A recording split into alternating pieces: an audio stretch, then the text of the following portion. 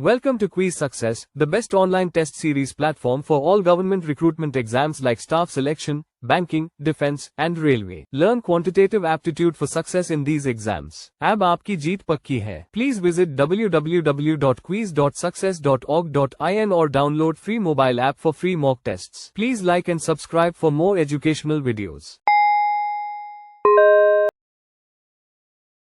अब हम मेंसुरेशन का थर्ड मॉडल करते हैं, जहां हम डिस्कस करेंगे कि फुटपाथ या ग्राउंड जो 2D शेप में है वह कंस्ट्रक्ट हो रहा है आउटसाइड से या इनसाइड से, तो हम उसका एरिया कैसे फाइंड आउट करेंगे। इस मॉडल को एग्जांपल से ही समझते हैं। क्वेश्चन है यहाँ पे, a rectangular grass plot is 112 metre by 78 metre. It has a gravel path 2.5 metre wide all around it on the inside. Find the area of path and cost of constructing it a ₹2। तो एक rectangular grass plot है जिसकी length और breadth दी हुई है हमें, और उसमें एक ग्रेवल पाथ है जो 2.5 मीटर चारों तरफ से 2.5 मीटर वाइड है, इनसाइड से अंदर की तरफ से चारों तरफ वाइड है 2.5 मीटर, और हमें फाइंड आउट करना है कि उस पाथ का एरिया क्या है जो, और उस पाथ की जो कॉस्ट है, कंस्ट्रक्टिव कॉस्ट है, वो है ₹2। तो सपोज कि ये हमारे पास रेक्टेंगुलर ग्रास प्लॉट है, ठीक है, जिसका लेंथ और ब्रेड्थ है, लेंथ है इसकी 112 मीटर और ब्रेड्थ है इसकी 78 मीटर। तो अब ये जो अंदर की तरफ से 2.5 मीटर वाइड है चारों तरफ से, तो सपोज कि ये वाइड है अंदर की तरफ से, ये 2.5 यहाँ से चारों तरफ से ये वाइड है 2.5 और 2.5 मीटर, ठीक है। तो हमें बताना है कि इस पाथ का, जो ये पाथ है, इस पाथ का एरिया क्या होगा, ठीक है। ये शेडेड, हमें यहाँ पर जो शेडेड एरिया है ये हमने बताना है कि क्या होगा, और इसकी कॉस्ट है ₹2। अब हमें आउटर साइड की लेंथ और ब्रेथ पता है, लेकिन हमें इन साइड की, आउटसाइड की लेंथ और ब्रेथ नहीं पता, तो हम पहले वो फाइंड आउट कर लेते हैं। तो अगर आउटसाइड की लेंथ है 112 मीटर, तो इन साइड की लेंथ कितनी होगी, 112 माइनस 2.5 माइनस 2.5। 2 टाइम्स क्यों किया, क्योंकि ये दोनों तरफ से ही कम हो रहा है, ठीक है, -2.5 माइनस 2.5। तो अगर हम इसकी लेंथ देखें तो ये होगा -2.5 माइनस 2.5, तो ये आएगा 107 मीटर, ठीक है। और अगर हम इसकी ब्रेथ की बात करें तो आउट ब्रेथ है 78 मीटर, तो ये भी 2.5 एक साइड से और दूसरी साइड से भी -2.5, तो ये आएगा 73 मीटर। तो लेंथ आई है इसकी 107 मीटर और ब्रेथ आई है इसकी 73 मीटर। तो हम यहाँ से जो पाथ का एरिया है उसे फाइंड आउट कर सकते हैं। तो एरिया ऑफ पाथ होगा is equal to area of outer rectangle minus area of inner rectangle, area of outer rectangle minus area of inner rectangle.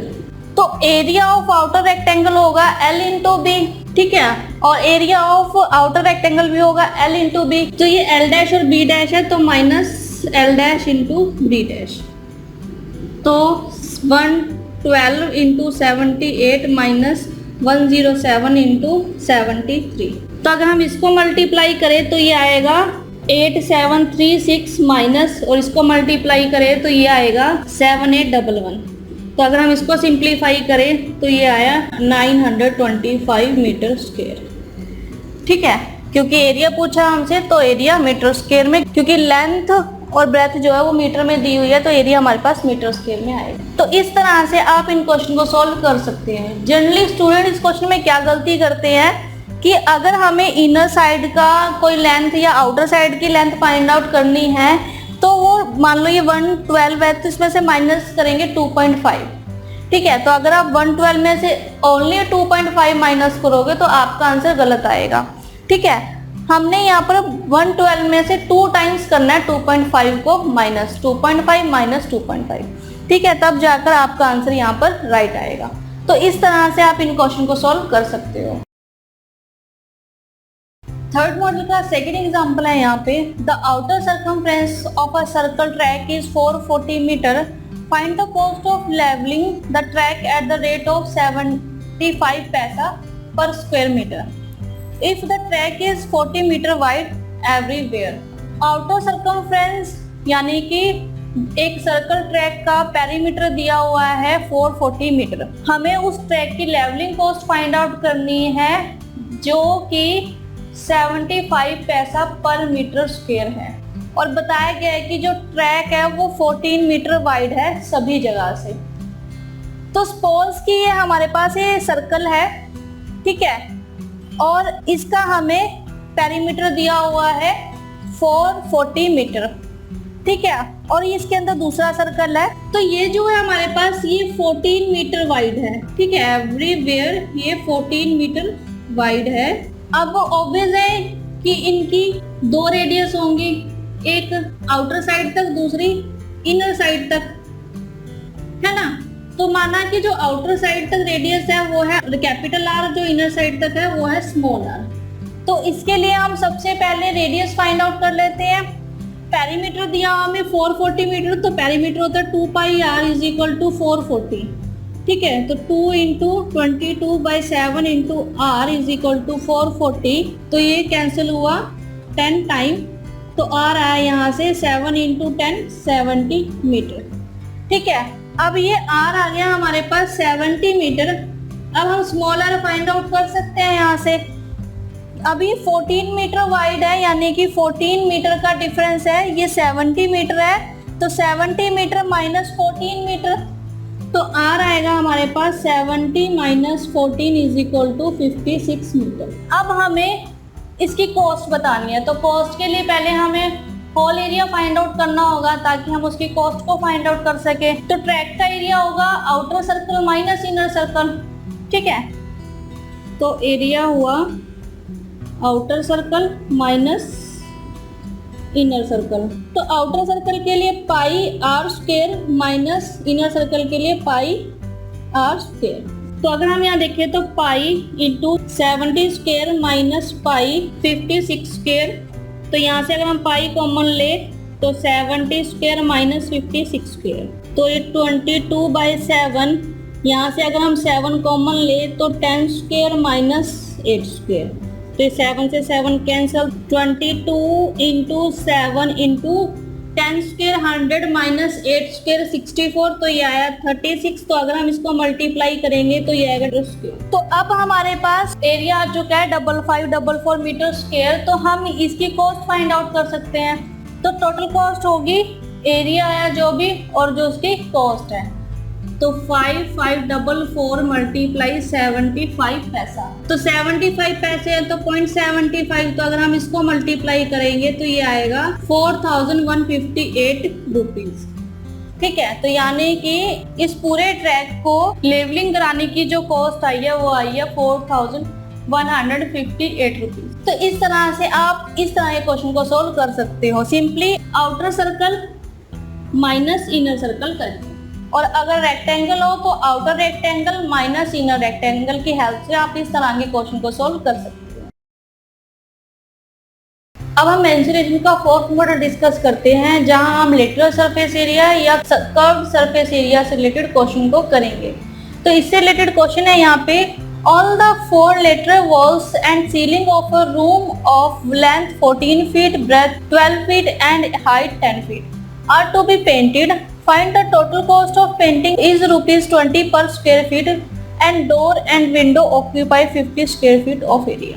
तो सभी जो सी 4 लेटरल वॉल रूम की छत को हम पेंट करना है, जिसकी हाइट दी हुई है 14 फीट और ब्रेड्थ दी हुई है 12 फीट और हाइट दी हुई है 10 फीट, ठीक है। और पर स्क्वायर फीट को पेंट करने की कॉस्ट है 20 रुपीज। हमें टोटल एरिया को पेंट करने की कॉस्ट बतानी है यहाँ पे, और जो विंडो और डोर है उसने जो एरिया ऑक्यूपाई किया है वो है 50 स्क्वायर फीट। तो यानी कि यहाँ पर जो विंडो और डोर है उसको पेंट नहीं करना।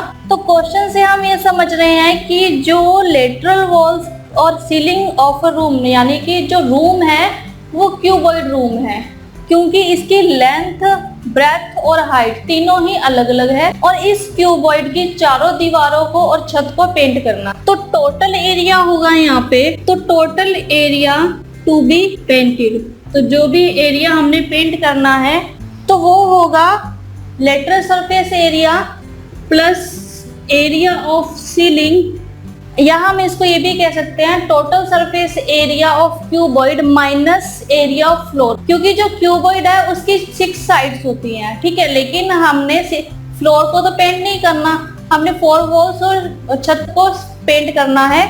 तो यहाँ पर total surface area minus floor का एरिया निकाल देंगे तो हमारे पास जो एरिया पेंट करना है वो आ जाएगा, ठीक है। माइनस कर देंगे उसमें से जो एरिया ऑक्यूपाइड किया है डोर और विंडो ने, तो इसमें से माइनस होगा area of doors and Windows. तो लेटरल सरफेस एरिया, इसके फॉर्मूले हम यहाँ पुट ऑन करें तो हम इसको सिंप्लीफाई कर सकते हैं। तो लेटरल सरफेस एरिया होता है 2HL प्लस B, ठीक है, प्लस एरिया ऑफ सीलिंग होगा L into B minus area of door and window, ये हमें दिया हुआ है 50 स्क्वायर फीट।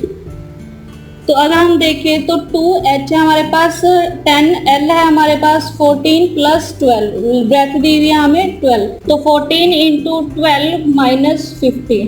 तो अगर हम इसको सिंप्लीफाई करें 20 को 14 से प्लस 20 को 12 से, तो ये आएगा 520 प्लस 14 इंटू 12 तो 168 माइनस 50।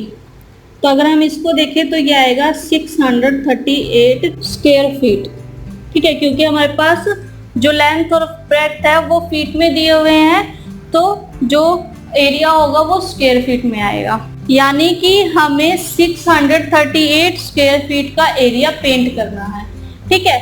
तो अब हमें पर स्क्वायर फीट की कॉस्ट दी हुई है पेंट करने की 20 रुपीज, तो अगर हमें 638 स्क्वायर फीट पेंट करना हो तो उसकी कॉस्ट क्या होगी, तो टोटल कॉस्ट होगी जो एरिया है मल्टीप्लाई जो कॉस्ट है, ठीक है, तो ये आएगा 12,760 रुपीज। तो यानी कि जो टोटल कॉस्ट आई इस एरिया को पेंट करने की वो आई 12,760 रुपये। तो इस तरह से आप इन क्वेश्चन को सॉल्व कर सकते हो। दूसरा था कि आप टोटल सरफेस एरिया निकाल लो, तो total surface area minus area of floor minus area of door and window, ठीक है। तो आप इस तरह से भी टोटल सरफेस एरिया निकाल के उसमें से फ्लोर का एरिया माइनस करो, उसमें से विंडो और डोर ने जो ऑक्यूपाई किया है एरिया उसको माइनस करके यहाँ से आंसर फाइंड आउट कर सकते हो, ठीक है। तो एक बार एरिया फाइंड आउट हो जाए तो हम उसकी टोटल कॉस्ट भी find out. For free mock tests, visit www.quiz.success.org.in or download the free mobile app. Please like, share, and subscribe for more educational videos.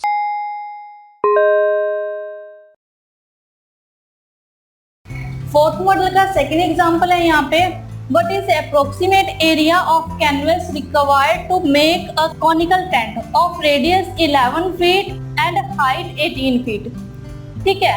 तो हमें कैनवस का एरिया बताना है जो रिक्वायर्ड है कॉनिकल टेंट बनाने के लिए, जिसकी रेडियस है 11 फीट और हाइट दी हुई है 18 फीट। तो सपोज की ये कॉनिकल टेंट है, ठीक है, इसकी रेडियस है 11 फीट और इसकी हाइट है 18 फीट, ठीक है, और ये इसकी लेंथ हाइट। तो हमें इसका एरिया फाइंड आउट करना है। अब जब हमें इसका एरिया फाइंड आउट करना है कैनवस का, तो हमें पता है कि जो क्लॉथ है उसके लिए बेस की जरूरत नहीं है, ठीक है, उसके लिए हमें curve surface area, lateral surface area की जरूरत पड़ेगी, क्योंकि जो क्लॉथ है उसकी जरूरत बेस पर नहीं है, ठीक है। तो हम यहाँ पर कर्व सरफेस एरिया और लेटरल सरफेस एरिया को फाइंड आउट कर सकते हैं। तो हमें पता है कि कर्व सरफेस एरिया होता है पाई आर एल, है ना, कर्व सरफेस एरिया होता है पाई एल एल, तो पाई होता है 2/7, आर हमें दिया हुआ है 11 फीट और एल हमें फाइंड आउट करना पड़ेगा क्योंकि एल हमें नहीं पता। तो एल फाइंड आउट करने के लिए यानी कि स्लैंट हाइट को फाइंड आउट करने के लिए हमारे पास फॉर्मूला है L is equal to over the root r square plus h square. तो सबसे पहले हम स्लैंट हाइट को फाइंड आउट कर लेते हैं। स्लैंट हाइट एल आएगा यहाँ से, आर स्क्वायर है यहाँ पर 11 स्क्वायर प्लस हाइट है यहाँ पे 18 का स्क्वायर, तो L स्क्वायर तो यहाँ पर ये आएगा 11 स्क्वायर 121 प्लस 18 स्क्वायर 324, तो L आया यहाँ से √445, तो L आएगा यहाँ से 21 अप्रोक्सीमेट। ठीक है, अप्रोक्स आएगा यहाँ से 21 स्लैंट हाइट, तो यानी कि ये जो स्लैंट हाइट है ये है 21 फीट। अप्रोक्सीमेशन में है ये, क्योंकि 21 स्क्वायर होता है 441, लेकिन यहाँ पर ये है 445, तो हमने अप्रोक्सीमेशन लिया 21। तो हम यहाँ देखें तो 22/7 इंटू आर है हमारे पास 11 इंटू जो हमारे पास L आया हुआ है 21, तो इसको सिंप्लीफाई करते हैं 3 टाइम, तो 22 मल्टीप्लाई 11 मल्टीप्लाई 3, तो ये आएगा 726 स्क्वायर फीट। ठीक है, तो यानी कि जो अप्रोक्सीमेट एरिया है कैनवस का वो है 726 स्क्वायर फीट। तो इस तरह से आप क्वेश्चन को सॉल्व कर सकते हैं। सिंपली जो फॉर्मूला है उसे अप्लाई कीजिए और जो उसकी वैल्यूज दी हुई हैं उसे सब्स्टिट्यूट करके रिक्वायर्ड आंसर को फाइंड आउट कर लें। मेंसुरेशन का फिफ्थ मॉडल डिस्कस करते हैं, जहां हम सॉलिड शेप के वॉल्यूम से रिलेटेड क्वेश्चन करेंगे। तो इससे रिलेटेड एग्जांपल है यहाँ पे, एक cuboidal block of 6 centimetre into 9 centimetre into 12 centimetre is cut into exact number of equal cubes. What are the least possible number of cubes? तो क्वेश्चन में 6 centimetre into 9 centimetre into 12 centimetre के cuboidal block के equal cubes में exact number में cut किया उसको, तो हमें बताना है कि उसमें कम से कम कितने पॉसिबल क्यूब्स होंगे। तो जब भी हम किसी सॉलिड शेप को दूसरी शेप में कन्वर्ट करते हैं तो जो वॉल्यूम है वो सेम ही रहता है। तो यहाँ पर जो वॉल्यूम है वो कांस्टेंट है। तो अब क्वेश्चन में लिस्ट नंबर पूछा है, लिस्ट पॉसिबल नंबर पूछा है यहाँ पे। तो लिस्ट नंबर कब होगा? जब क्यूब का जो साइज है वो मैक्सिमम हो। तो हम क्यूब का साइज मैक्सिमम, अब इसको कैसे फाइंड आउट करेंगे? तो इसके लिए हम HCF फाइंड आउट करेंगे। तो HCF होगा 6 सेंटीमीटर का, 9 सेंटीमीटर का और 12 सेंटीमीटर का। तो अगर हम इसका HCF देखें तो इसका HCF होगा 3 सेंटीमीटर। तो यानी कि जो उसका मैक्सिमम साइज है क्यूब का वो होना चाहिए 3 सेंटीमीटर। तो अब ये जो 3 सेंटीमीटर है ये जो ब्लॉक का वॉल्यूम है उसके इक्वल होगा, क्योंकि यहाँ पर वॉल्यूम कांस्टेंट रहेगा शेप चेंज होने पे। तो जो 3 सेंटीमीटर है ये ब्लॉक के वॉल्यूम के इक्वल होगा। ठीक है, तो अगर हम एक क्यूब का वॉल्यूम देखें तो 3 सेंटीमीटर का क्यूब, ठीक है, ये आएगा 27 सेंटीमीटर क्यूब। ठीक है, और अगर हम ब्लॉक का वॉल्यूम देखें तो ये आएगा 6 इंटू 9 इंटू 12 सेंटीमीटर क्यूब, तो ये आया 648 सेंटीमीटर क्यूब। ठीक है, तो अब जो नंबर ऑफ क्यूब्स हैं वो उसका वॉल्यूम और जो ब्लॉक का वॉल्यूम है ये इक्वल हो गए, यानी कि number of cubes is equal to जो ब्लॉक है उसका वॉल्यूम। ठीक है, तो n इंटू क्यूब्स की वॉल्यूम है 27 और ब्लॉक की वॉल्यूम है यहाँ पे 648, तो n यहाँ से आएगा 648 डिवाइड बाई 27, तो ये आया 24। ठीक है, तो यानी कि अगर एक क्यूबॉइडल ब्लॉक को 6 सेंटीमीटर, 9 सेंटीमीटर और 12 सेंटीमीटर के इक्वल क्यूब्स में कट करे, एग्जैक्ट नंबर आएगा वहां पे 24, यानी कि 24 क्यूब उस क्यूबॉइडल ब्लॉक में से बन सकते हैं। तो इस तरह से आप इन क्वेश्चन को सॉल्व कर सकते हो।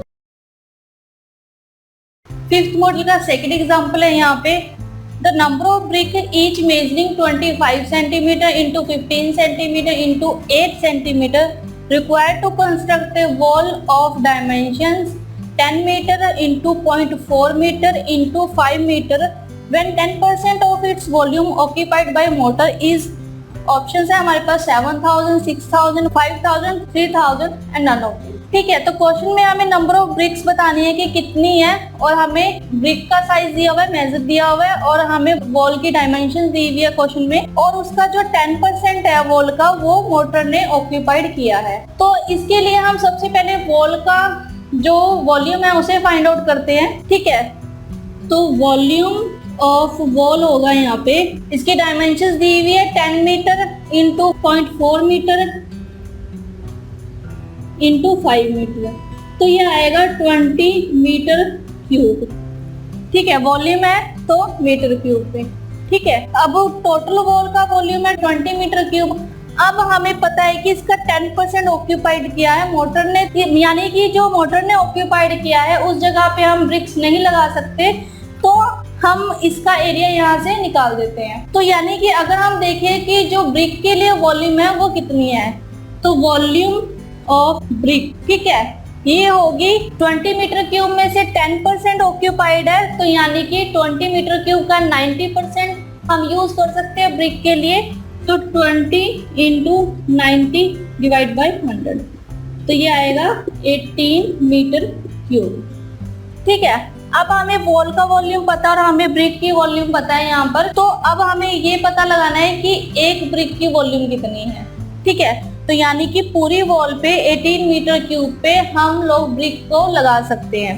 तो अगर हम एक ब्रिक का वॉल्यूम देखें तो वॉल्यूम ऑफ 1 ब्रिक, तो इसकी हमें मेजरिंग दी हुई है 25 इंटू 15 इंटू 8, तो ये आएगा 3000 सेंटीमीटर क्यूब। तो यानी कि एक ब्रिक का वॉल्यूम है 3000 सेंटीमीटर क्यूब और हमारे पास जो प्लेस है वो है 18 मीटर क्यूब, जिस प्लेस पर हमने इस ब्रिक को लगाना है। तो हम यहाँ से निकाल सकते हैं कि हम कितनी नंबर ऑफ ब्रिक्स यूज करेंगे वॉल पे। नंबर ऑफ ब्रिक्स, तो ये होगा 18 मीटर क्यूब, यानी कि जिस एरिया में जिस प्लेस पर हम लोग ब्रिक्स को लगा सकते हैं, डिवाइड बाय जो ब्रिक का वॉल्यूम है सेंटीमीटर क्यूब। अब ये मीटर में है और ये सेंटीमीटर में है, तो इसको सेंटीमीटर में कन्वर्ट कर लेते हैं। तो 18 इंटू 100 इंटू 100 इंटू 100, क्यूब है तो 3 टाइम 100, ठीक है, डिवाइड बाय 3000, तो ये 0 से 0 कैंसिल और ये 6 टाइम, तो ये आएगा 6000 ब्रिक्स। यानी कि इस 18 मीटर क्यूब के प्लेस पर हम लोग 6000 जो ब्रिक्स है उनको लगा सकते हैं। तो पूरी वॉल को कवर करने के लिए हमें 6000 ब्रिक्स चाहिए। तो इस तरह से आप इन क्वेश्चन को इजीली सॉल्व कर सकते हैं। मेंसुरेशन का 6 मॉडल डिस्कस करते हैं, जहां पर हम मेंसुरेशन के टिपिकल क्वेश्चन को डिस्कस करेंगे। फर्स्ट क्वेश्चन है यहाँ पे, From a rectangular sheet of tin of size 100 cm by 80 cm are cut to 4 square of side 10 cm from each corner. Find the perimeter of remaining sheet. एक rectangular sheet है जिसका size 10 centimetre और 80 centimetre दिया हुआ है और उसको 4 side से कट किया, स्क्वायर साइज में कट किया उसे, ठीक है, और वो है 10 सेंटीमीटर जो कट किया हमने और हर कोने से उसको कट किया गया है। तो हमें बताना है कि जो रिमेनिंग शीट है, जो बची हुई शीट है, उसका हमने पेरीमीटर बताना है यहाँ पे। तो सपोज कि ये रेक्टेंगुलर शीट है जिसकी लेंथ है 100 सेंटीमीटर, ठीक है, और ब्रेथ है 80 सेंटीमीटर। अब इस शीट को हर एक कॉर्नर में से 10-10 सेंटीमीटर कट किया गया है। तो सपोज कि ये 10 सेंटीमीटर स्क्वायर कट हुआ है, ये भी 10 सेंटीमीटर है, ठीक है, ऐसे ही इधर से 10 सेंटीमीटर और 10 सेंटीमीटर, ऐसे ही इस कॉर्नर से 10 सेंटीमीटर और 10 सेंटीमीटर, ऐसे ही इस कॉर्नर से ये भी 10 सेंटीमीटर है और ये भी 10 सेंटीमीटर है, ठीक है। तो अब ये शीट को कट किया गया स्क्वायर साइज में और हमें इसका जो अब ये पेरीमीटर है ये बताना है कि कितना होगा। पेरीमीटर होता है बाउंड्री की लेंथ, ठीक है। तो अगर हम देखें यहाँ पर तो पेरीमीटर बाउंड्री की लेंथ होगा। अगर हम इसका पेरीमीटर देखें तो दोनों साइड से ये भी 80 सेंटीमीटर होगा, ये भी 100 सेंटीमीटर होगा, है ना। इसका पेरीमीटर होगा, अब ये 100 सेंटीमीटर है इसकी लेंथ, लेकिन 10 सेंटीमीटर इधर से भी कट हुआ है और 10 सेंटीमीटर इधर से भी कट हुआ है, तो ये 20 सेंटीमीटर यहाँ से कम हो गया। अब 100 में से 20 सेंटीमीटर कम हुआ है, तो यानी कि ये रह गया 80 सेंटीमीटर प्लस ये 10 सेंटीमीटर प्लस ये 10 सेंटीमीटर प्लस अब ये 80 सेंटीमीटर है ये पूरी की पूरी लेंथ, ठीक है, और ये पूरी की पूरी लेंथ है 100 सेंटीमीटर। अब जब ये पूरी की पूरी लेंथ 80 सेंटीमीटर है तो इसमें से 10 सेंटीमीटर ऊपर से कट हुआ है और 10 सेंटीमीटर नीचे से कट हुआ है, तो ये रह गया यहाँ पे 60 सेंटीमीटर प्लस ये 10 सेंटीमीटर प्लस ये भी 10 सेंटीमीटर। फिर से यहाँ पर फिर से ये 80 सेंटीमीटर रह गया होगा क्योंकि ये कॉर्नर भी कट हुआ है और ये कॉर्नर भी कट हुआ है। प्लस 80 सेंटीमीटर प्लस 10 सेंटीमीटर और प्लस ये दोनों 10 सेंटीमीटर प्लस 4 साइड से भी ये 80 सेंटीमीटर था तो ये 60 सेंटीमीटर रह गया होगा यहाँ पर क्योंकि दोनों साइड से 10-10 सेंटीमीटर कट हुआ है। ठीक है, तो प्लस 10 सेंटीमीटर प्लस 10 सेंटीमीटर। तो अगर हम इसको प्लस करेंगे तो ये आएगा 360 सेंटीमीटर, यानी कि इस जो रिमेनिंग शीट है उसका जो पेरीमीटर हुआ वो हुआ 360 सेंटीमीटर। लेकिन जो पेरीमीटर का फॉर्मूला होता है वो होता है रेक्टेंगुलर का 2 टाइम्स L प्लस B, है ना। तो अगर हम देखें यहाँ से तो 2 इंटू 100 प्लस 80 तो यह है 2 इंटू 180 तो यह आएगा 360 सेंटीमीटर। ठीक है, दोनों तरीकों से करने पर आंसर सेम ही है। अब 2 इंटू लेंथ और ब्रेथ हम कैसे फाइंड आउट करेंगे? जब ये पूरा 100 सेंटीमीटर है लेकिन कट होने के बाद ये तो 80 सेंटीमीटर रह गया, है ना। तो रह तो ये 80 सेंटीमीटर लग गया, लेकिन जब हम पेरीमीटर की बात करते हैं तो पेरीमीटर हमने इसको भी तो काउंट करेंगे यहाँ पे, है ना। तो हमने ये जो शेप है अगर ये 10 सेंटीमीटर इधर से कट हुई है तो ऑब्वियस है कि ये यहाँ पर भी बड़ी है। ठीक है, तो इस तरह से हम इसे डायरेक्टली फॉर्मूले से यूज कर सकते हैं। ठीक है, पेरीमीटर होता है कि जो बाउंड्री की लाइन है उसकी लेंथ कितनी है, तो हम इस तरह से इन क्वेश्चन को सॉल्व कर सकते हैं। ठीक है, तो इस तरह के क्वेश्चन में जो पेरीमीटर है वो सेम रहेगा, लेकिन जब हम एरिया की बात करेंगे तो एरिया में चेंज रहेगा। तो जब भी एग्जाम में या आपके पास इस तरह कोई क्वेश्चन आए तो आप इसको विजुलाइज कर भी इजिली सॉल्व कर सकते हैं। अगर फिगर बनाओगे उसे देन सॉल्व करोगे तो ये थोड़ा सा लंबा प्रोसेस हो जाएगा। ठीक है, और ये टाइम भी लेगा, तो आप विजुलाइज कर भी इस क्वेश्चन को सॉल्व कर सकते हो। 6 मॉडल का सेकंड एग्जांपल है यहाँ पे। An agriculture field is in the form of a rectangle of length 20 metre and width 40 metre, a pit 6 metre long, 3 metre wide and 25 metre deep is dug in a corner of the field, and the earth taken out the pit is spread uniformly over the remaining area of the field. Find the extent to which the level of the field has been raised. ठीक है, तो एक agriculture field है जो rectangle form में है जिसकी length है 20 मीटर और विड्थ है उसकी 14 मीटर। एक पिट है जिसकी लंबाई 6 मीटर है और वाइड है वो 3 मीटर और उसकी वो 2.5 मीटर डीप है, और ये जो है ये फील्ड के कॉर्नर पर है। तो ये अर्थ से यूनिफॉर्मली स्प्रेड हो रहा है फील्ड के रिमेनिंग एरिया पर। तो हमें बताना है कि ये जो एक्सटेंड हो रहा है ये कितना एक्सटेंड होगा या कितना रेज होगा।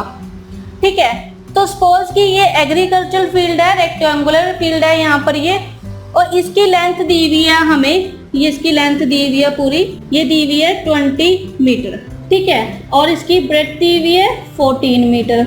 और एक पिट है जो कॉर्नर पे है, सपोज कि वो यहाँ पर है, तो इसकी लंबाई है 6 मीटर और विड्थ है इसकी 3 मीटर और ये 2.5 मीटर डीप है। ठीक है, तो हमें बताना है तो जो ये पिट डग आउट होगी तो ये स्प्रेड होगी, एक कॉर्नर से डग आउट हो रही है तो स्प्रेड हो रही है, स्प्रेड होने के कारण ये इंक्रीज होगी। ठीक है, तो हमें ये जो एरिया है ये कितने एरिया में स्प्रेड हो सकती है, हमें ये एरिया बताना है। ठीक है, अब जब ये स्प्रेड हो रही है तो ऑब्वियस है कि ये एक, अब इसकी हाइट भी है, विड्थ भी है और ये डीप भी है, तो जब ये स्प्रेड होगी तो ये क्यूबॉइड का एक फॉर्म बनेगा। तो क्यूबॉइड का हम लोग वॉल्यूम फाइंड आउट करते हैं, तो वॉल्यूम होगा डग आउट का, volume of dug out is equal to, इसकी हमें लेंथ दी हुई है 6 मीटर और विड्थ दी हुई है 3 मीटर और डीप दी हुई है ये 2.5 मीटर। ठीक है, तो अगर हम ये देखें तो ये आएगा 45 मीटर क्यूब। तो अब जो ये क्यूबॉइड बनेगा ये पिट के वॉल्यूम को हटाकर बनेगा, तो जिस एरिया में स्प्रेड होगा हम वो फाइंड आउट कर लेते हैं कि area of the earth being spread. ठीक है, जिस एरिया में स्प्रेड हो रहा है, और ये आएगा टोटल एरिया माइनस जो पिट का एरिया है, तो area of the field minus area of pit. Area of field है 20 into 14 minus area of pit है 6 इंटू 3, तो इसको सिंप्लीफाई करेंगे तो ये आएगा 262 मीटर स्क्वायर। जब ये स्प्रेड हो रहा है तो ऑब्वियसली इंक्रीज होगा, ठीक है। जब ये इंक्रीज होगा तो हम उसको क्या कहेंगे, हाइट, ठीक है। तो हम इसकी हाइट फाइंड आउट कर लेते हैं, वो होगी जो वॉल्यूम है डग आउट का या जो क्यूबॉइड बना है उसका वॉल्यूम है, volume of cuboid is equal to जो बेस एरिया है, यानी कि जो हमने एरिया फाइंड आउट किया है, मल्टीप्लाई एच, ठीक है। तो हमने इसकी हाइट फाइंड आउट करनी है, हमें क्यूबॉइड का वॉल्यूम पता है, यहाँ पर ये है 45 metre cube is equal to base area है हमारे पास 262 metre square multiply h. H आएगा यहाँ से 45 divide by 262 is equal to, इसको सॉल्व करेंगे तो ये आएगा 0.1718 मीटर, ठीक है। यानी कि जिस हाइट पे या जिस लेवल पे वो एक्सटेंड होगा, रेज होगा, वो होएगा 0.1718 मीटर। तो इस तरह से आप इन क्वेश्चन को सॉल्व कर सकते हो। तो ये था हमारा टॉपिक मेंसुरेशन। इसमें आप अच्छे से 2D और 3D के जो भी फॉर्मूले हैं उन्हें अच्छे से हार्डली लर्न कर लीजिए, ठीक है, ताकि आप क्वेश्चन को इजीली सॉल्व कर पाए और सही जगह पे सही फॉर्मूले को अप्लाई कर सकें। मिलते हैं अगले सेशन में। Thank you. Quiz Success is a test series created by IIT and IIM alumni for success in all exams for government recruitment like staff selection, banking, defense, UPSC, PSC, and railway. Please visit www.quiz.success.org.in or download the free mobile app Quiz Success. Please like and subscribe. Thank you.